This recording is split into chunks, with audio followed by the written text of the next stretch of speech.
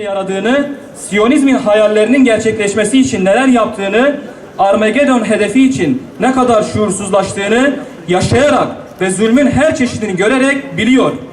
ABD şimdi bak elimde silah değil, kalem var şirinliğiyle yeni bir yol, yeni bir son arıyor.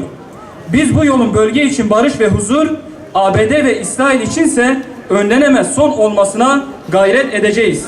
Evangelist, Siyonist akıl ve ahlaksızlık işbirliğinde üretilen 100 yılın planı, 100 yılın rezaleti, 100 yılın dayatması, 100 yılın kurnazlığı, insanlığın onur ortaklığıyla, Müslüman kitlenin idrak ve şuur ortaklığıyla yırtılıp çöpe atılır. Bu planı yazanlar, yayanlar, bu plan üzerinden ABD ve Siyonist işgalciye yamanıp yanaşanlar da tarihin çöp sepetine atılanlar kervanına katılırlar. Bilinsin ki Filistin ne İsrail'in hedeflediği kadar küçük ne de ABD'nin düşündüğü kadar aciz bir devlettir. Bilinsin ki intifada sadece Filistin'e ve Filistinlilere ait değil, bütün insanlığa ve yerküreye hakim bir bilinçtir. Kudüs'e selam, direnişe devam. Kudüs'e selam, direnişe devam. Kudüs'e selam, direnişe devam. Bu planın tek olumlu yanı evangelizme, emperyalizme ve Siyonizme, kapitalizme karşı küresel intifada çağrısının karşılık bulmasını hem kolaylaştıracak, hem hızlandıracak, hem de katılanların sayısını arttıracak olmasıdır. Biz Hazreti Ömer'den, Selahaddin Eyyubi'den, Abdülhamid'den bize miras kalan ilk kıbleyi koruma gururunu, İbrahimi yaşayışın merkez coğrafyasını bağımsız Filistin ve özgür Filistinler ile birlikte devam ettirme onurunu yaşamakta ve mukaddes bir miras olarak gelecek nesillere aktarmakta kararlıyız.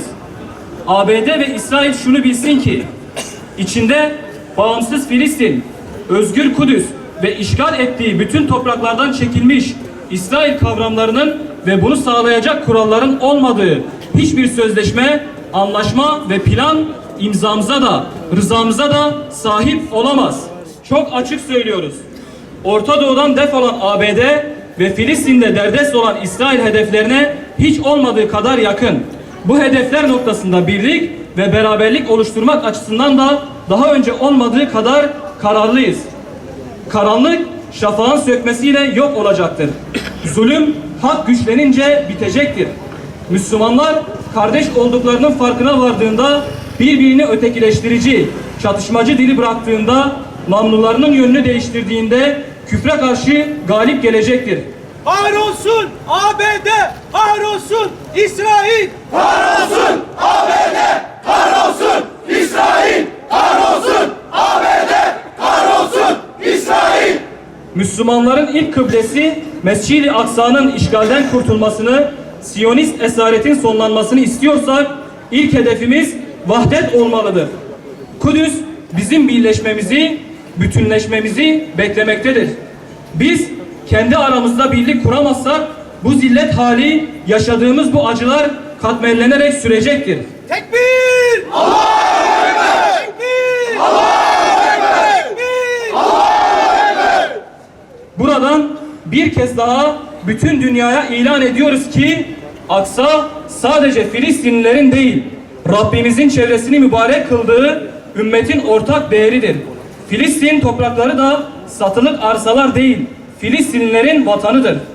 100 yıllık planlar ve hesaplarla hiç kimse bu gerçeği değiştiremeyecektir. Yaşasın bağımsız Filistin, yaşasın Müslümanların onuru, insanlığın barış ve huzuru, güzel Kudüs.